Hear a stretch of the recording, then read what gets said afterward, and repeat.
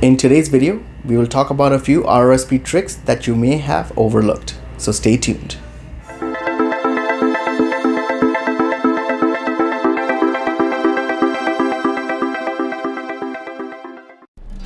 Before we begin, help me out by liking this video and sharing it with your friends.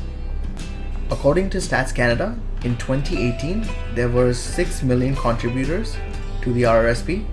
The median amount of contribution was $3,000.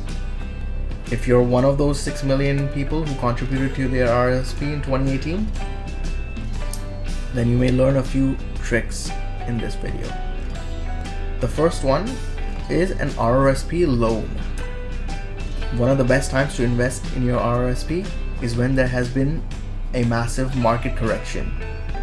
If you don't have the cash on hand at that time, get an RRSP loan which can be paid back monthly so that you can make a lump sum deposit and gain from the upswing of the market. The next trick is to reinvest the refunds that you received after filing taxes. Instead of spending the refund on consumer goods, put a lump sum in your RRSP and get a head start for your next year's contributions.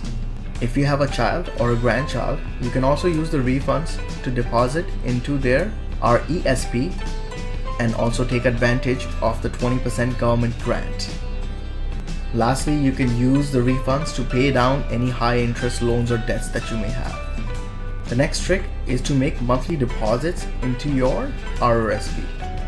If you are making monthly deposits into your RRSP, there is a form that you can fill out which will reduce the taxes that are collected from your paycheck. It allows the employer to deduct the RRSP amount from your income before taxes are calculated, giving you an instant deduction. Another trick is to delay the deductions. A few weeks after you file your taxes, you receive an assessment form from the government which gives you the total contribution room that is available to you. So if you come into a windfall or you win the lottery, you can deposit up to the contribution room in your RRSP. You do not have to take the deduction on your next tax return either. You can wait until you're in a higher tax bracket to enjoy bigger refunds. In the meantime, your RRSP will grow tax deferred.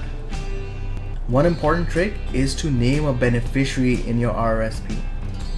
If you don't name a person as a beneficiary in your RRSP contributions are paid into your estate upon your death. This way, your spouse will lose the opportunity to roll over the RRSP into their own RRSP, tax-free. The funds will also be subject to delays and costs that will happen when your estate needs to be settled. The last trick is to use a deceased person's RRSP room. Upon your death, your spouse will have to file a terminal tax return on your behalf. When your spouse receives life insurance proceeds, they can use the RRSP contribution room. This way, they can bring the taxes owed to the government down to zero and also roll over the RRSP to their own RRSP. That's all for today's video. I hope you enjoyed. If you want to get a hold of me, my information is on the screen. Please help me out by liking this video and sharing it with your friends. Don't forget to subscribe to the channel as well. Thank you and have a good one.